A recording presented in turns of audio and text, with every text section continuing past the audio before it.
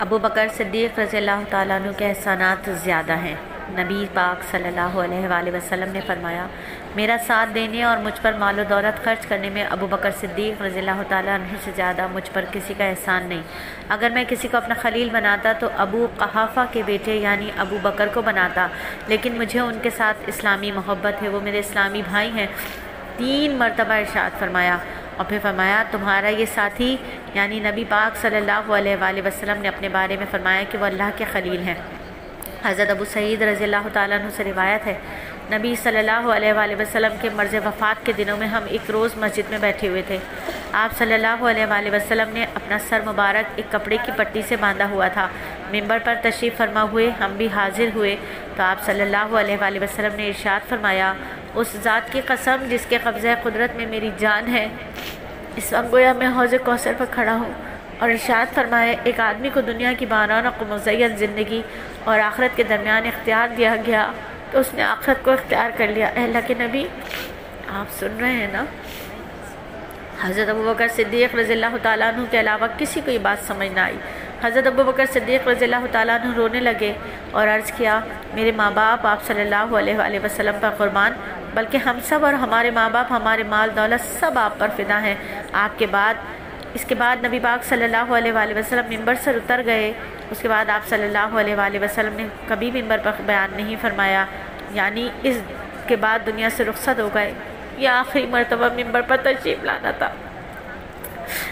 حضرت سیدنا عقبہ بن حارث رضی اللہ تعالیٰ عنہ سے روایت ہے کہ ایک بار حضرت سید ابو بکر صدیق رضی اللہ تعالیٰ عنہ نماز عصر پڑھ کر باہر نکلے اور سیدنا علی مرتضیٰ رضی اللہ تعالیٰ عنہ بھی ان کے ساتھ تھے۔ آپ رضی اللہ تعالیٰ عنہ حضرت سیدنا حسن رضی اللہ تعالیٰ عنہ کے پاس سے گزرے جو سب بچوں کے ساتھ کھیل رہے تھے۔ آپ نے نہایت ہی شفقت سے انہیں اٹھا کر اپنی گردن پر بٹھا لیا اور فرمایا، میرے والد کی قسم ہے مجھے، تو میرے محبوب کے مشابہ ہے اور اپنے والد حضرت علی مرتضیٰ کے مشابہ نہیں۔ یہ سن کر حضرت علی مرتضیٰ مسکرانے لگے۔ حضرت سیدنا عبد الرحمن رضی اللہ تعالیٰ عنہ سے روایت ہے، سیدنا حسن بن علی مرتضیٰ رضی اللہ تعالیٰ عنہ جب چھوٹے سے تھے تو سیدنا ابو بکر صدیق رضی اللہ تعالیٰ عنہ کے پاس آئے۔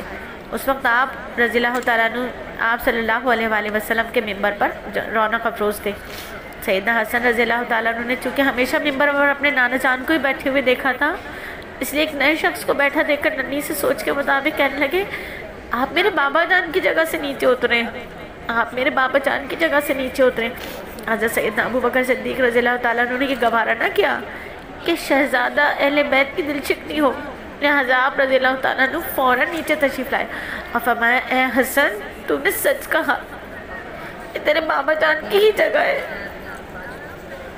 اور اے نبی یہ بالکل سچ ہے، یہ آپ ہی کی مسجد ہے۔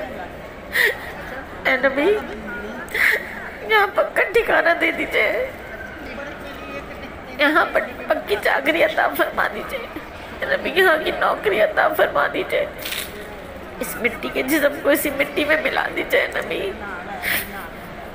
اس درخواست پر اپنی قبولیت کی مہر لگا دیجئے، اس در و دیوار کے نیچے سائے کے نیچے اے نبی بیٹھنے کی جگہ عطا فرما دیجئے زندگی کی آخری سانس تک کے لیے، یہ آپ ہی کی مسجد ہے۔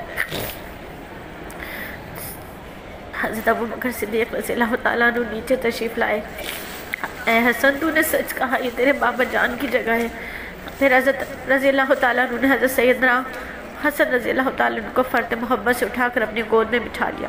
اس موقع پر آپ صلی اللہ علیہ وآلہ وسلم کے ساتھ بیتے ہوئے وہ انمول ایام یاد آ گئے، ضبط کا بندھن ٹوٹ گیا اور آپ رضی اللہ تعالیٰ عنہ زار و قدار ہونے لگے۔ یہ محبت